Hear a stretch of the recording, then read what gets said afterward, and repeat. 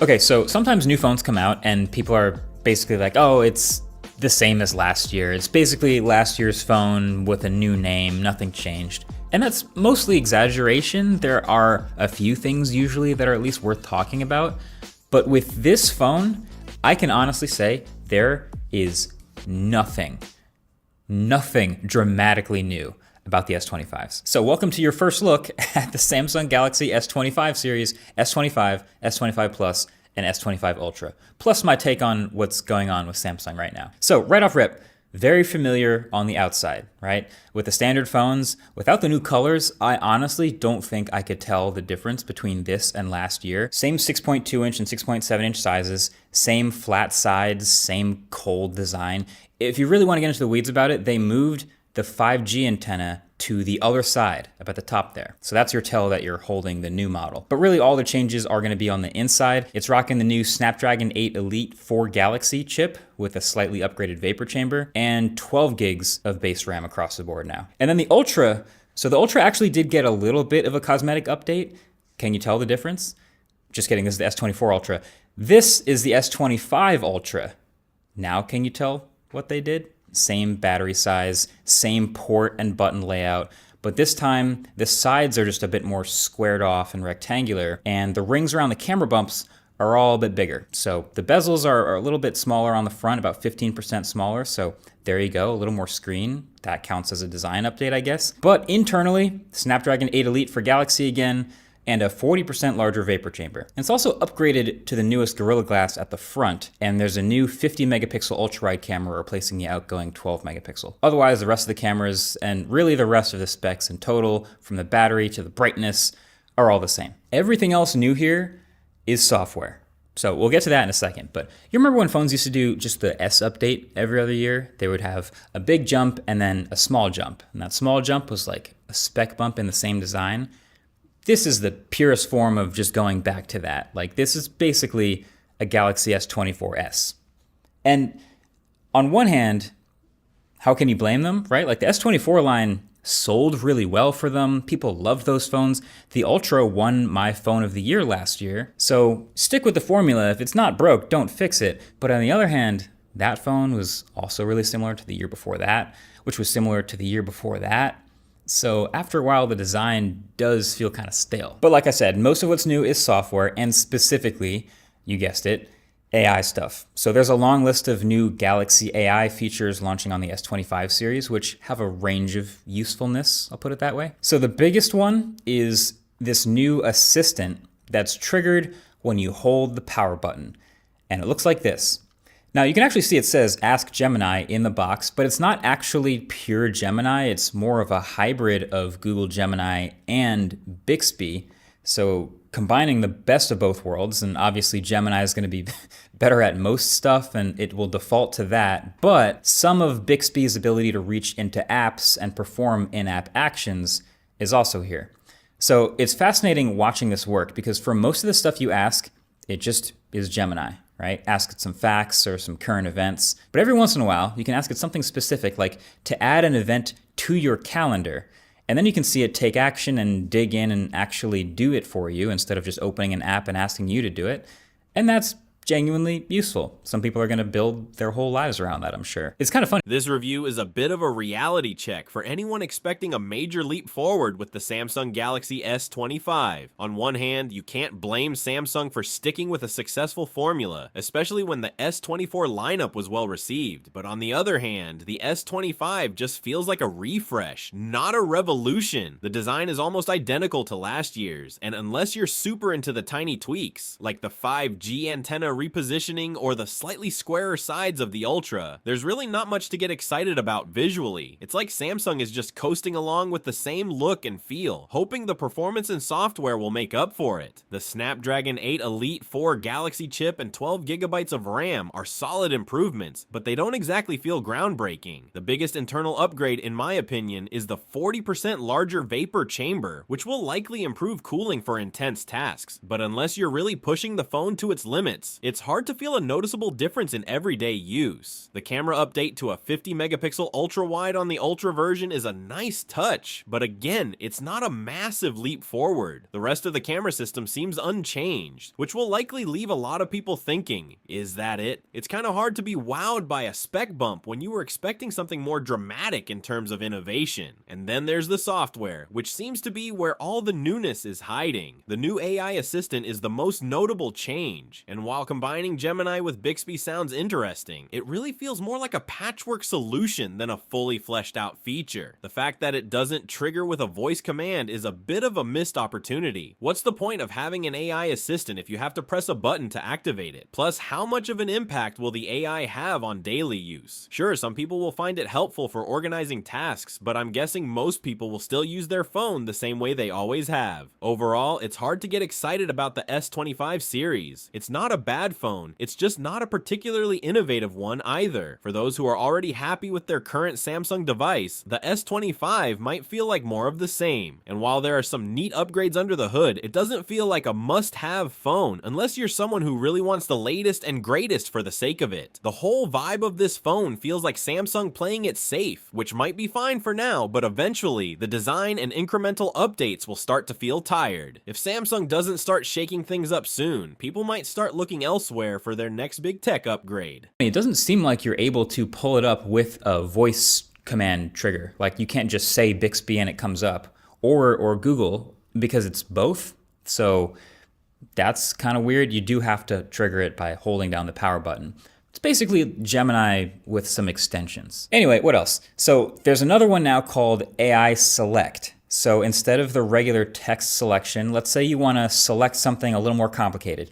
You swipe over from the Edge panel or take a screenshot and invoke AI Select, and it'll use context to let you select whatever's on your screen and do something more useful with it. So if there's a bunch of text and you're reading an article, AI Select will surface writing tools, and then you can summarize that text, or at least the text that's currently on your page.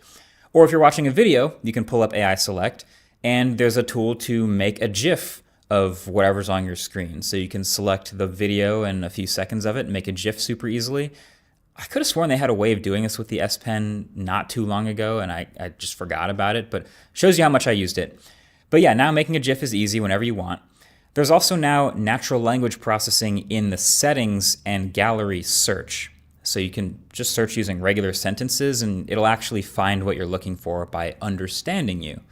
That I think is pretty cool. It's useful. I know some less technically inclined people will get a lot of use out of this. And there's also some smaller stuff like this Now Brief widget, which is supposed to give you AI curated information you need to know at that moment, certain useful things in the morning versus the afternoon. And they also made an equivalent audio eraser tool to what Google had just added to the Pixel phones like a year or two ago. So now any video you have on your phone, whether you took it in the camera app or not, you can clean up the audio and isolate the voice by removing crowd noise or background noise or wind or whatever with a single button press. I want to try it and see how good it is. A lot of these AI features, stop me if you've heard this before, they're cool if they actually work, but it's debatable how much you're actually going to use them and how much value they bring to this phone. But then the real kicker is, and this is technically a good thing, but Samsung has been really good about software updates lately. They're promising like 7 years of software updates on their newest flagships,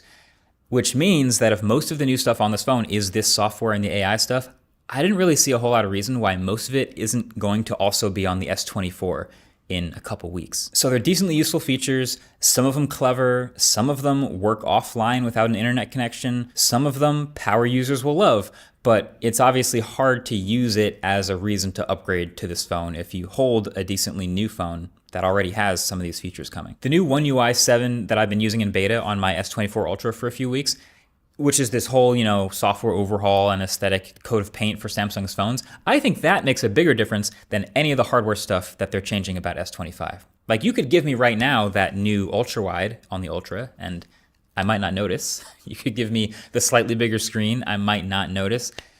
The new chip, maybe, but the UI, the software, it is a refreshed look. Like, across the board, fresh coat of paint with these aesthetics, and also, yes, some iOS-inspired features tucked in there too. The new lock screen customization in particular, I mean, that's right along the same lines as the iOS lock screen update we got a few years ago. So anyway, the S25. This section really drives home how Samsung is leaning heavily on software and AI to differentiate the S25 from its predecessors. The AI Select feature sounds pretty cool, especially for anyone who's into multitasking or creating content on the go. Being able to instantly pull text from an article or make a GIF from a video with just a few taps. That's definitely a neat addition, especially for social media enthusiasts or anyone who loves sharing memes. The natural language processing for search is another win. It's one of those little things that make the phone feel smarter, like it really understands you, and it's definitely something I can see a lot of people using. The audio eraser tool is also interesting. Taking crowd noise out of videos with a single button press could make a huge difference for people who record a lot of content on the fly.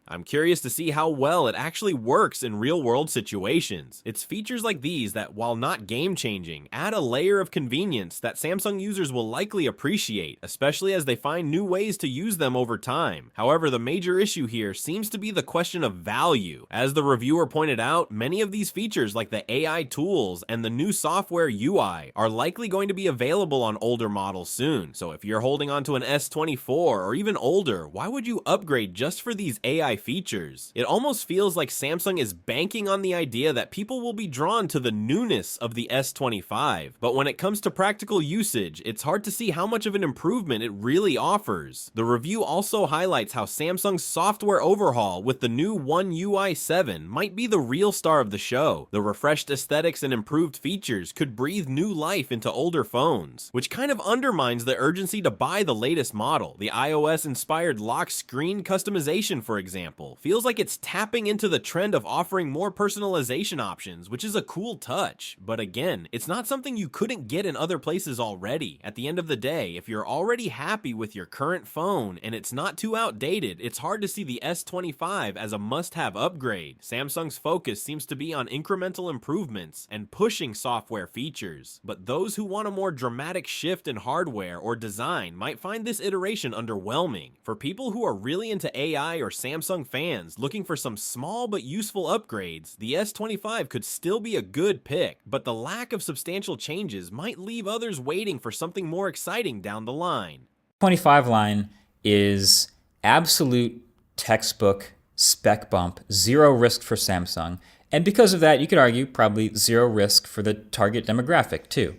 Now, make sure you get subscribed for the full reviews for these phones because they could technically still surprise me. I know there's no IP69 and no silicon carbide battery and no ultra-fast charging and no brighter display, but is the Snapdragon 8 Elite for Galaxy chip going to be a big enough bump that we notice it and maybe we don't even need a much bigger battery?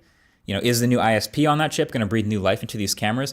All of this is TBD, so I need to check it out. I also need to see if this new S Pen did in fact lose Bluetooth, because there are rumors about that and I didn't have time to check. But yeah, there's still some wiggle room for us to form opinions about these phones. So if you're thinking of grabbing an S25 Ultra, you're probably already considering which clear case to get, because the only way you can tell it from the S24 is by a new colorway. The thing about clear cases though is they all eventually start to turn like yellow like this with the plastic, which just looks gross. So, channel sponsor dbrand, with their new Ghost Case 2.0, guarantees that their case will never turn yellow. Like, they literally have guaranteed that if it ever does turn yellow, they'll replace it for free. And I believe them too. One of the things I've always liked about dbrand is that they always go out of their way to do right by their customers. So to give you an example, the other thing with clear cases is they can also get scratched pretty easily, which was a problem with the original Ghost Case at launch. So dbrand actually went out of their way to develop a new super scratch resistant 2.0 version of the case from the ground up and offered it as a free replacement to everyone who bought the original Ghost Case. Like 100% free. So if you want to get a zero yellow in case and to support a company that consistently does right for their customers, I will leave a link to the S25 Ultra Ghost Case down below in the description. The reviewer nails it when they say that the S25 line feels like a textbook spec bump with zero real risk for Samsung. It's clear that they're not trying to revolutionize the phone with this iteration, but rather give users a slightly better experience with familiar features. The focus seems to be on refining what's already working and making it just a bit more polished. While there's there's always a chance the final review might reveal something unexpected, the lack of groundbreaking changes feels like a safe bet for Samsung, especially considering the tough competition they're facing. It's interesting that the reviewer brings up the Snapdragon 8 Elite chip and its potential impact. That could very well be the highlight for performance, but without dramatic hardware changes, it might not be enough to convince users who already have the S24. The camera upgrades could also be crucial. If the new ISP image signal processor breathes new life into the cameras, it could elevate the phone in a way that's noticeable, but again, this is something that still needs to be tested. Then there's the S Pen situation. Losing Bluetooth would be a bit of a bummer if it's true, especially since it's such a useful feature for quick actions and commands. If it turns out that it's not as functional as before, it might make users question whether the S Pen is really worth it for the S25 series. The mention of the clear case situation and Dbrand's Ghost Case 2.0 is a funny but real issue for many phone users. Over time, those yellowing cases become an eyesore, and Dbrand's solution to make sure their case stays clear is a solid perk, especially with the guarantee. The fact that they're so customer focused and even offered free replacements for scratched versions of the original case really shows their commitment to quality and customer satisfaction. It's little things like this that build brand loyalty. Overall, the S25 Ultra feels like it's catering to the established Samsung fan base with incremental improvements. If you're looking for a significant leap forward, this might not be it, but if you're due for an upgrade and enjoy the Samsung ecosystem, it's still a solid option. But if you're on the fence, it's worth waiting for the full review to see if any of those rumored improvements, like the chip or camera upgrades, actually make a difference in real-world use. Anyways, if you enjoyed today's video, please like and subscribe.